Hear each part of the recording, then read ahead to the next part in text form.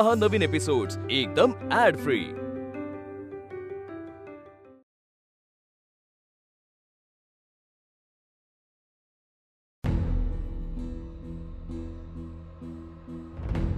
रेणुकाच्या बाबतीत तुमच्या मनात मी काही भरवते असं अजिबातच नाही। मला जरा जास्तच काळजी वाटते तिची। या अगोदर पण मी तुम्हाला खूप वेळा सांगायचा प्रयत्न केला, नाही सांगितलंय की तिला एवढी मोकळीक नका देऊ, थोडा धाक हवा तिला। घरातलं कुणाचा धाक नाहीच आहे तिला, निदान तुमचा तरी हवा। तुम्ही जे तिला स्वातंत्र्य दिलंय त्याचा अर्थ जर तिला कळत नसेल तर तो तुम्ही तिला समजावून सांगायला हवा। आता पाहिलं ना काय झालं, तिच्या चुकीवर बोट ठेवलं की लगेच आरडाओरड सुरू। अजिबात सहन होत नाही तिला। आपण चुकतं हे लक्षातच येत नाही तिच्या, किंवा लक्षात आणून घ्यायचंच नसतं तिला। आपल्या घरात तिला जेवढी मोकळीक मिळते तेवढी तिला सासरी नाही मिळाली, तर ती कसं बघेल याचा जरा तरी विचार केलाय तुम्ही? आपण घरातले तो म्हणून घेतोय समजून तिला, सासरची माणसं घेणार आहेत का सतत समजून?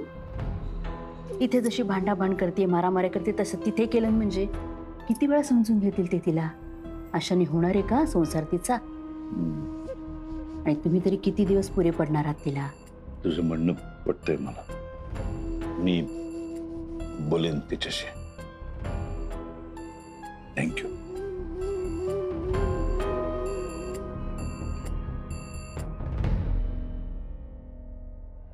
मी काही लपवत नाहीये, तुम्ही नका जास्त विचार करू। आणि तसं काही असेल तर मी नक्की सांगेन तुम्हाला। तुमच्यापासून लपवण्यासारखं काहीच नाहीये ना, आणि का लपवून ठेवू? नाही मुक्ता, तू लपवू शकतेस। हे बघ, मला तुझ्या चांगुलपणावर विश्वास आहे, आणि तुझा हाच चांगुलपणा तुला लपवण्यासाठी भाग पडू शकतो। आपल्यामुळे कोणी दुखवू नये किंवा नाती बिघडू नयेत। मला समजलं ना तर मला खूप त्रास होईल, आणि मला तो त्रास होऊ नये म्हणून तू लपवू शकतेस मुक्ता।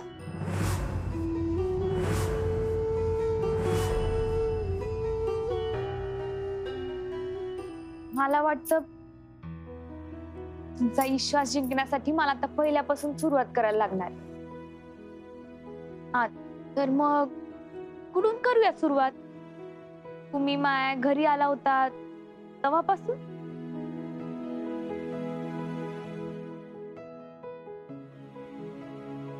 तसं नाही ग मुक्ता। हे बघ, माझा स्वतःपेक्षा तुझ्यावर जास्त विश्वास, पण मला फक्त एवढंच म्हणायचंय की दुसऱ्याची चुकीची वागणूक, त्यांचा खोटेपणा लपवून ठेवून स्वतःला त्रास नको करून घेऊस का? हे बघ, तुला जर त्रास होत असेल आणि तो जर मला माहित नसेल ना, अगं तर माझ्यापेक्षा दुर्दैवी नवरा या जगात दुसरं कोणीच नसेल। मी खरंच सांगितले, असं काहीच नाहीये, मला कोणताच त्रास नाही होते।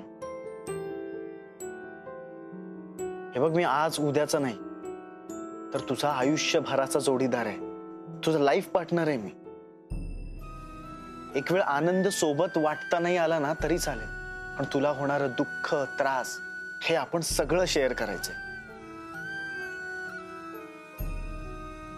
मी आता तुझ्यावर विश्वास ठेवतो, पण मुक्ता मला वचन दे की यापुढे असं काही झालं, असं काही घडलं ना तर तू मला नक्की सांगशील।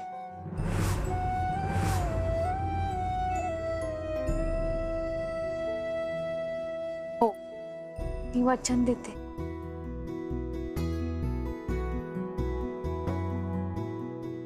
चला आता झोपायला पाहिजे, तुम्हाला लवकर जायचं ना सकाळी कामाला, मला पण काम पाहायला जायचंय। हो,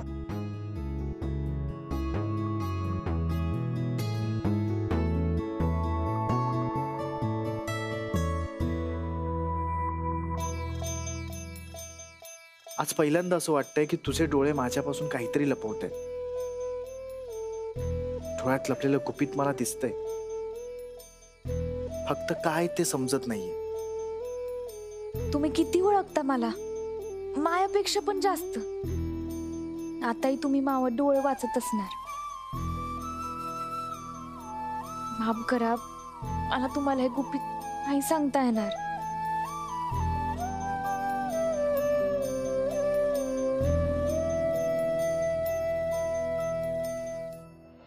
अगं रेणुका, तू काय करून बसलीस? हे सगळ्यांच्या समोर असं वागतात का? आपल्यावरचा संशय बळावणार नाही का? आपण गोत्यात येऊ अशाने. रेणुका, काय विचारतोय मी? मग काय करू मी? तुम्ही बघताय ना ती मुक्ता कशी वागतेय ते. तिला सगळं माहितीये आपल्याला ती नाही आवडत. आपण तिचा किती तिरस्कार करतो ते, तरी ती आपल्यामध्ये येऊन नाक खुपसते, आपल्याला शहाणपणा शिकवते. काय गरज आहे तिला म्हणावं हा सगळा शहाणपणा ना स्वतःच्याच घरी जाऊन दाखव. इथे नाही चालणार आहे सगळं. एकतर लायकी नसताना ती या घरात घुसलीये, वरून फालतूपणा करतीये.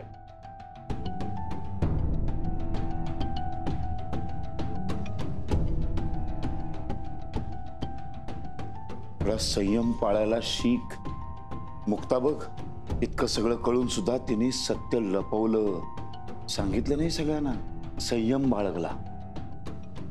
मग जी गोष्ट मुक्ता करू शकते ते तू का नाही करू शकत?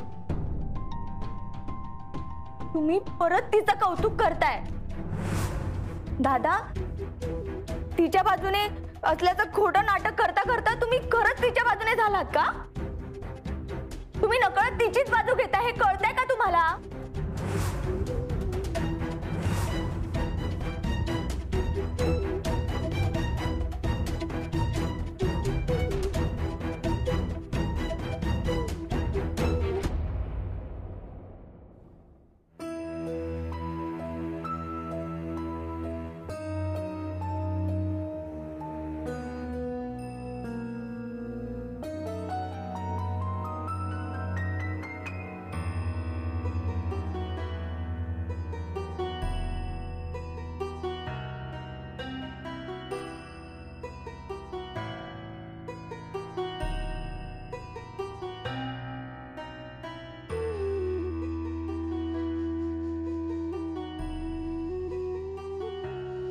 कुठे चालली आहेस?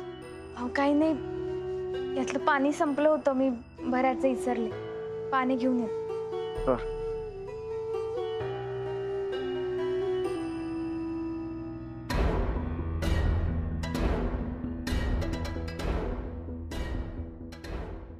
तर मी कुठे त्याचं समर्थन करतोय? तिने सगळ्यांपासून आमचं सत्य लपवून ठेवलं हे खरंच आहे ना. मग याच्यामध्ये समर्थन कुठे आलं? नाही, रेणुका खूप जास्त विचार करते. समर्थन नाही केलं तर कसं? मगाशी तिच्या संयमाचं कौतुक केलंय मी. नाही, हे चुकीचं आहे. म्हणजे रेणुका त्या अर्थाने बरोबर म्हणते. हे असं माझ्याकडून 2-3 वेळा घडलंय. पण खरंच मुक्तासोबत जो छल कपट झालाय त्याचं सत्य लपवून ठेवणं एवढं सोपं नाहीये. तिचा हा गुण दुर्लक्षित करून चालणार नाही.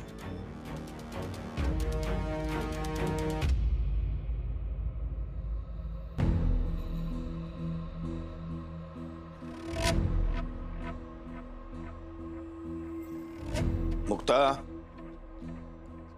थांब. कोणाचं काही उधार ठेवायचं नाही हा माझा नियम आहे, म्हणून बोलतो.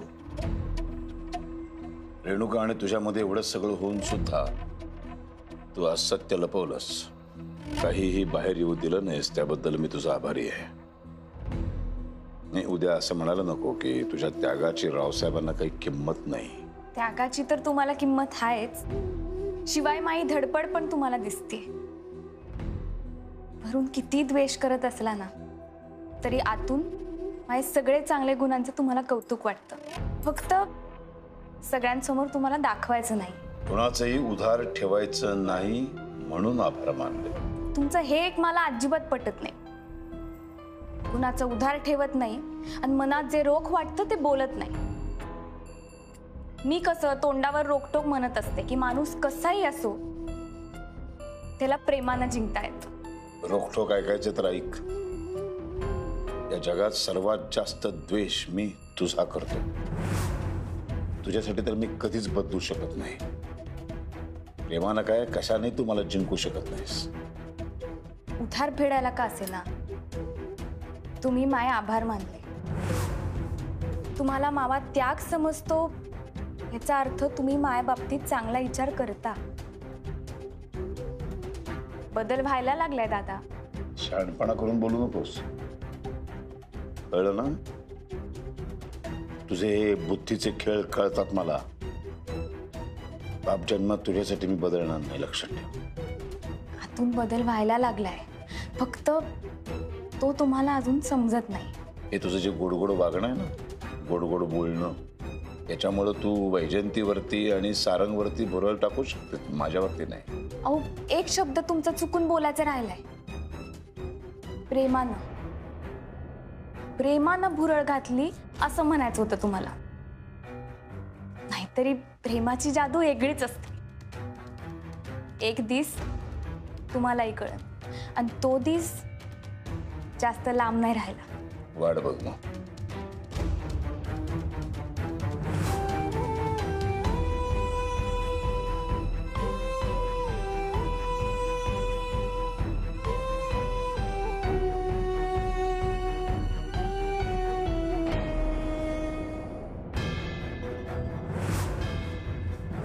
चांगुलपणाचं नाटक करता करता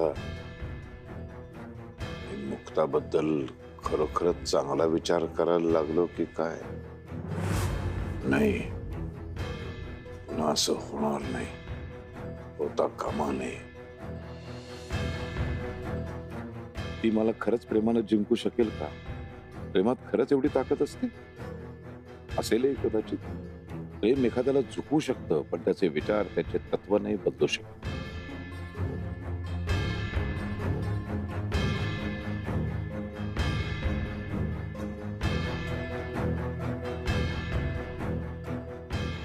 आणि मी तर कोणासमोर झुकणारही नाही आणि बदलणार तर मुळीच नाही. तुझ्या प्रेमाचा आधार घेऊन मला आव्हान देतेस, मुळात तुझं ते प्रेम खोटं आहे, बनावट आहे. श्रीमंतीच्या हव्यासपोटी माझ्या सारंगला बोलवून तू या घरामध्ये शिरलेस, हे मी कधीही विसरू शकत नाही. तुझ्यामुळेच नियमात शिस्तीत जगणारे घर बेशिस्त झाले. माणसं बेमालूमपणे उधळत आहेत, एकमेकांच्या अंगावर धावतात. तू ना घरामध्ये युद्धजन्य परिस्थिती निर्माण केलीस, आणि याचा हिशोब तुला द्यावाच लागेल मुक्ता.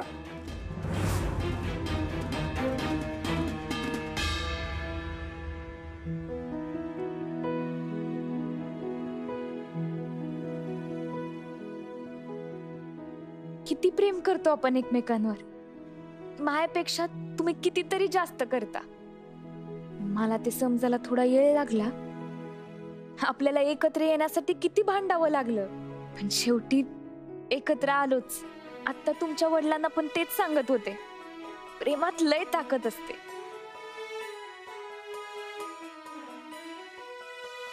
आणि त्या प्रेमानच घरात फूट पडली. दोन बाजूला माणसं वाटली गेली. खरंच प्रत्येक नाण्याला दोन बाजू असतात.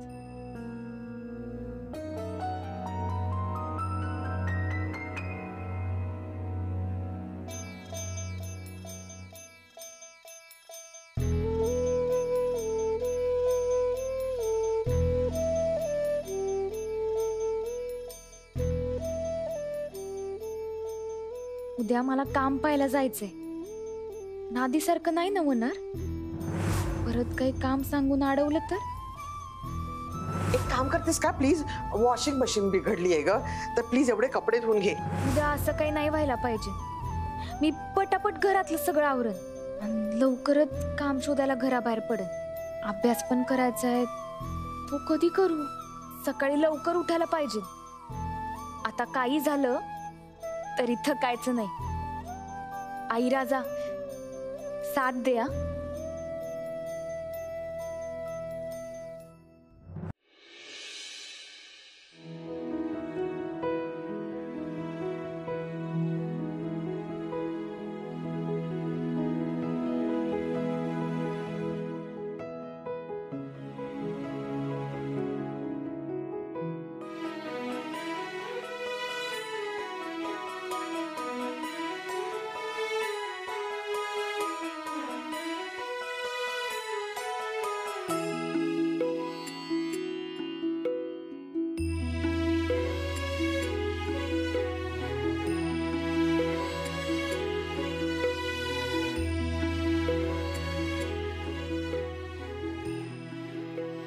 5:30.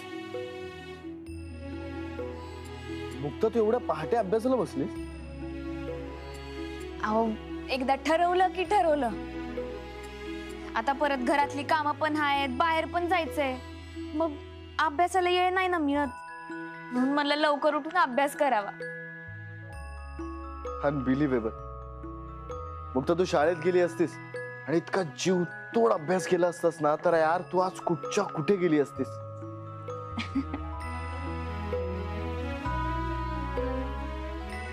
चल मी तुला हेल्प करतो.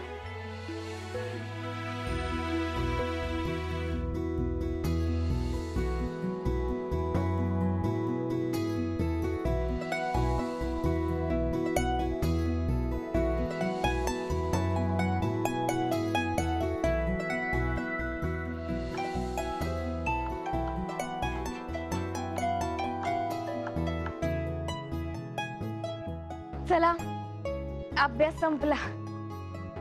आता घर कामाला सुरुवात करते.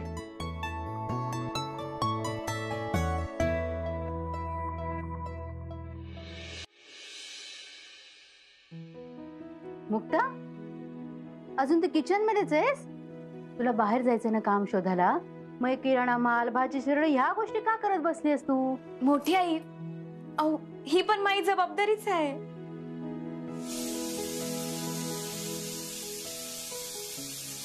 काय छान सुगंध येतोय.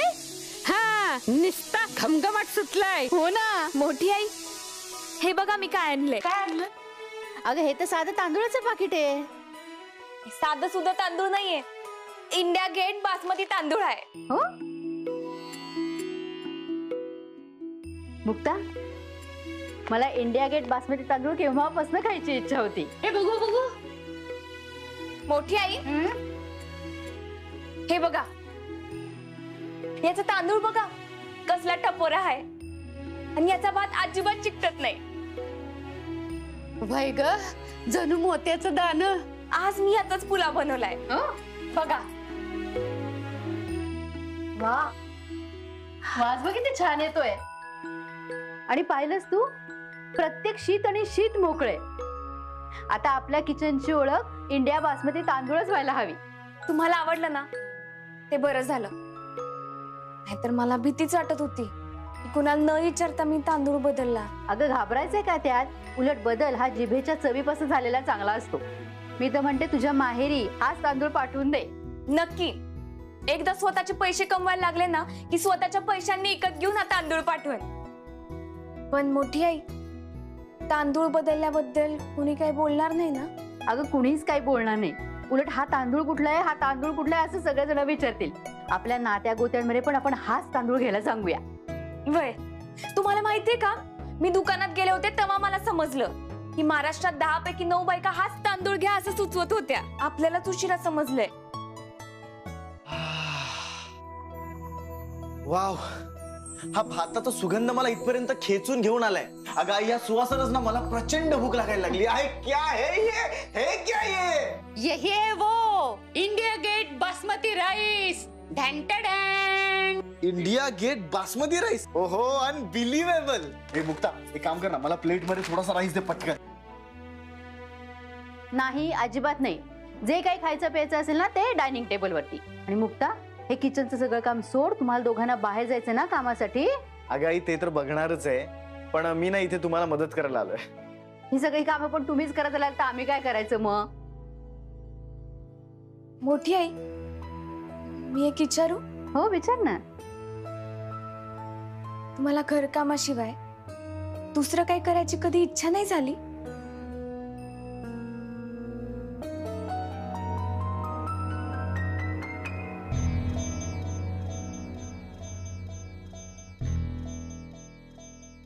मुक्त काळ सरत गेला ना की प्रश्नाची उत्तरं शोधायची इच्छाच मरून जाते. आणि प्रयत्न केला तर हातात फक्त राख येते. बरं, ते सगळं जाऊ दे. तुम्हाला दोघांना बाहेर जायचंय ना काम शोधायला? मी काही मदत करू का?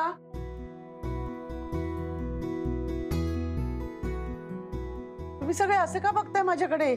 मी खरंच विचारते, मी काही मदत करू का? आजपासून मी किचन मध्ये काम करणार आहे. तू आणि हित स्वयंपाक घरात आज पश्चिमेला सुरव्या कसा उगवला? सपान तर बघत नाही ना म्या. अगं मी खरंच सांगते, मी खरंच आजपासून किचन मध्ये काम करणार आहे. मुक्ता, अगं तुला जायचं होतं ना काम शोधायला. माझ्याकडनं तुला खूप खूप शुभेच्छा. तुला नक्की चांगलं काम मिळेल.